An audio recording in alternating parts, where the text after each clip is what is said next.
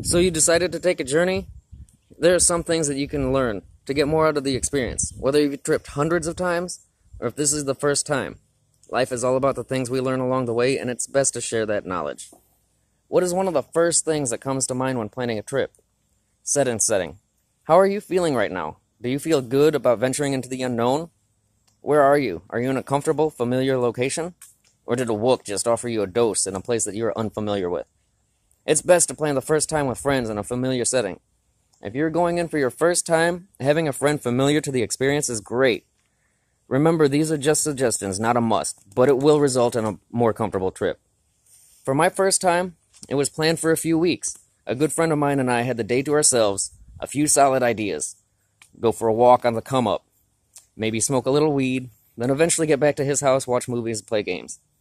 I was in control of the music, and we both had choice of the movies or games that evening. Unfortunately, neither of us focused on the dosage, and we ended up taking a very small dose. So other than being left with a feeling of, I want to try this again, and a few minor visuals, at one point I saw thousands of lightning bugs all over my body and other impossible places where I knew there were no lightning bugs. Nothing much really happened the first time. It was such a low dose, my friend thought I'd be turned off forever. Little did he know what he had awakened in my mind. Well, what's going to happen to me, you might be wondering? You might get some tracers, lines of light appearing from nowhere. You might get slight audio hallucinations. Some music is, well, just different. You just can't put your finger on it. I personally rarely get the giggles. I must be a really serious guy. That does not mean that you won't. You might find the most mundane things hilarious. You might make a strange correlation. Say it out loud, and it just won't make sense sober. Who did he tell you that to? You gotta think of it from the perspective of the carrot. What? What do those mean? Trust me, they do make sense to a tripping mind. Well, what can I do to ensure that I have fun? Be in control of your environment. Heat, cold, you the tripper need to make adjustments at will. An extra blanket, long pants, a change of clothes or shorts or something. There have been times in the middle of summer where I get cold, freezing cold, and I put on a couple of blankets or I put on a jacket, and then I feel great. In the middle of winter, there's been times where I can walk outside in shorts and a t-shirt, and it does not bother me. Just make sure that you have something extra. Extra clothes, extra blanket, something to make sure that you can stay comfortable. Be able to change your surroundings. Here's where experience or sobriety kicks in. First few trips, I could not work the DVD player, and so a sober trip sitter would have to help out. A trip sitter is there to guide you, ever so slightly, to have a good trip. If you are hungry, cold, bored, scared, he or she should be able to help.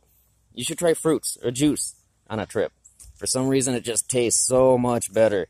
Make sure a snack is on hand, something that you will not have to cook. Make a lunch if you have to. You don't know how many kitchens I've destroyed trying to make food. I'm a cook, too, and there's no reason that I should be making such a big mess. But when you're tripping, some things you just can't control as easily. You need to be able to make adjustments. Make sure to know your surroundings. You don't want to be tripping out and in the middle of sober people. This can be hard when venturing outside. This is where a trip sitter is great. Remember, it's all in your head. Have a mantra if needed. You are on a drug. That drug is very powerful. There's nothing you can do about it except for wait.